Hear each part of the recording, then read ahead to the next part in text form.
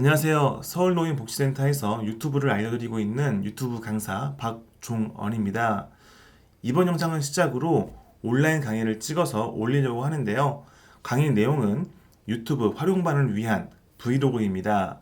영상 길이가 길지는 않겠지만 그래도 필요한 내용을 잘 정리해서 전달 드릴 거고요. 궁금하신 것들은 편하게 댓글 남겨주시면 최대한 답변 드리도록 하겠습니다. 이 수업의 목표를 먼저 말씀드리면 보이는 그대로 영상으로 일상을 기록하고 공유하기 위한 요령을 익히는 겁니다.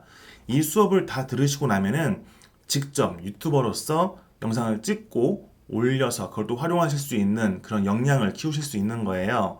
그렇기 때문에 이 수업의 적정 대상은 편집 기초와 유튜브 기초를 배우신 상태에서 직접 영상을 촬영하고 편집할 수 있는 어르신들이 가장 적합합니다. 아직 영상 편집도 할 줄 모르고 유튜브도 할 줄 모르는 어르신들은 반드시 유튜브 기초와 편집 기초를 배우시고 나서 수강하시는 것을 권장드립니다. 그럼 지금부터 유튜브 활용반 브이로그 수업 과정을 알려드리겠습니다. 맨 처음 배우는 오늘 알려드릴 것은 왜 브이로그를 배워야 할까요? 그 다음으로는 어르신들의 일상도 기록할 가치가 있다는 것을 알려드릴 거고요. 3회차에서는 영상을 찍을 때 주의할 점들 정리해 드리겠습니다. 그리고 4회차에는 좋은 영상이 어떤 것인지 구분하는 요령을 알려드릴 거고요. 그리고 5회차에는 어르신들이 1인 크리에이터가 된다면 어떤 라이프 스타일이 펼쳐질지 알려드리겠습니다. 마지막 6회차에는 어르신들이 제출하신 영상 과제를 평가할 건데요. 평가한다고 해서 잘했는지 못했는지를 평가하는 것이 아니라 어떤 점들을 더 보완하시면 훨씬 더 좋아질지에 대해서 알려드리는 거니까 제출을 하시는 분들은 훨씬 많은 것들을 배워가시겠죠? 우리가 하려는 것이 어떤 것인지에 대해 정확히 알기 위해서는 1인 미디어가 무엇인지를 아셔야 됩니다. 1인 미디어라는 말을 많이 쓰고는 있지만 굉장히 많이 혼용하고 있기도 하거든요. 왜냐하면 1인 크리에이터와 1인 미디어의 차이점을 모르기 때문입니다. 우선 1인 미디어는 개인이 출연해서 모든 콘텐츠를 진행하는 개인 방송이라고 보시면 됩니다. 이 개인 방송은 한 명이 나올 수도 있고 여러 명이 나올 수도 있고 또 한 명이 출연하면서 여러 명의 스태프가 있어도 1인 미디어, 개인 방송이라고 할 수 있습니다. 반면 1인 크리에이터는 기획과 출연, 촬영, 편집, 운영을 모두 혼자서 직접 하는 1인 제작자를 뜻합니다. 그러니까 1인 미디어와 1인 크리에이터는 전혀 다른 것이겠죠. 1인 미디어와 1인 크리에이터를 구분하는 것만큼이나 중요한 개념이 있는데요. 바로 대중매체와 뉴미디어를 구분하는 것입니다. 이 대중매체는 매스미디어라고 하기도 하죠. 대중매체는 TV나 라디오처럼 어마어마한 규모의 미디어이기 때문에 아무나 나갈 수가 없습니다. 때문에 진입장벽이 높고요. 또 제작진이나 출연진이나 위에서 결정 내린 것에 따라서 만들기 때문에 굉장히 수동적이죠.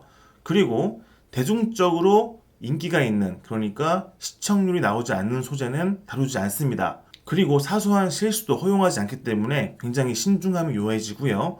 마지막으로 조직이기 때문에 책임에 대한 분배가 가능합니다. 아주 큰 조직이니까 각각에 대해서 책임이 있겠죠. 반대로 뉴미디어, 그러니까 우리가 얘기하는 1인 미디어, 개인 방송 같은 경우는 누구나 할 수 있기 때문에 진입 장벽이 매우 낮습니다. 그리고 개인이 스스로 하지 않으면 아무것도 이루어지지 않기 때문에 능동적으로 만들어지는 것이고요.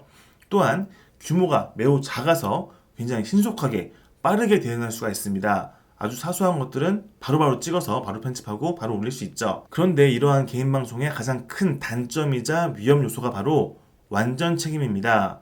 왜냐하면 매스미디어 같은 조직이 아니라 개인이 활동하기 때문에 실수를 하거나 사고를 쳤을 때 온전히 그 책임이 개인한테 온다는 것이죠. 그렇기 때문에 누구나 시작할 수 있는 개인 방송이라고 하더라도 만만하게 볼 수는 없다는 것이죠. 이어서 우리가 배우려고 하는 브이로그가 어떤 것인지 알려드리겠습니다. 로그라는 단어는요, 통나무라는 뜻도 있지만 보통은 일지에 기록하다는 뜻이 있습니다. 뭔가 쓰는 것이죠.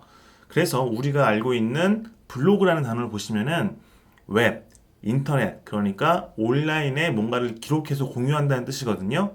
그래서 웹에 B와 로그가 붙어서 블로그라고 부릅니다.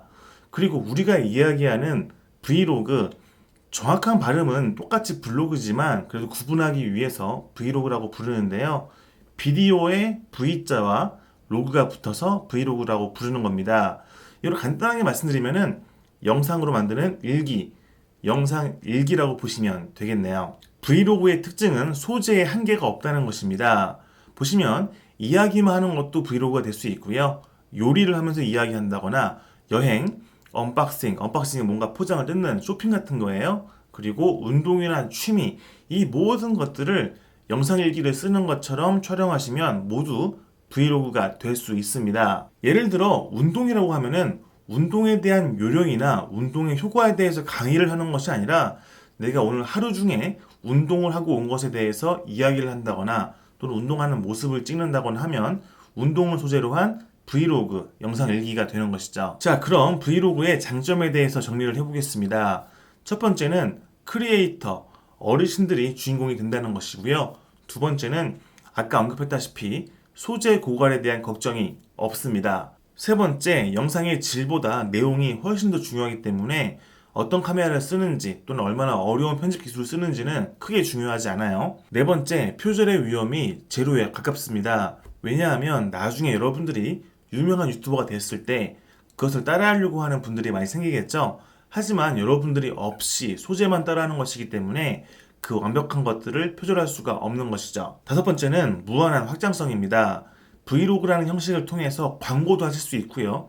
또 다른 여러 가지 활동으로 이어갈 수 있기 때문에 브이로그라는 형식에 집중하셔도 나쁘지 않습니다. 브이로그를 찍는 과정은 일기를 쓰는 과정과 거의 흡사합니다. 일기를 쓸 때는 소재를 찾고 노트를 편 다음에 일기를 쓰고 나서 검토를 하시죠.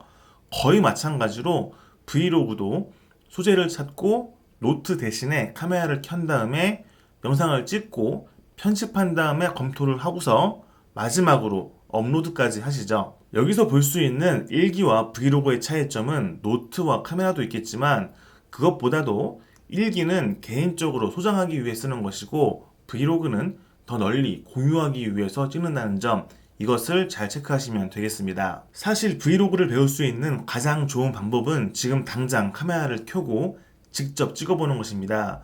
하지만 아직은 잘 모르시기 때문에 어려우실 거예요. 그래서 차근차근 더 알려드리면서 과제를 드릴 건데요. 이 과제의 조건을 보시면은 첫 번째는 소재는 자유롭습니다. 뭐 먹는 것이든지 여행하는 것이든지 취미생활이든 뭐든지 문제 없습니다. 다만 직접 출연하셔야 돼요. 본인이 카메라에 나오셔야 됩니다. 그 다음에 세 번째로는 너무 짧으면 재미가 없어요.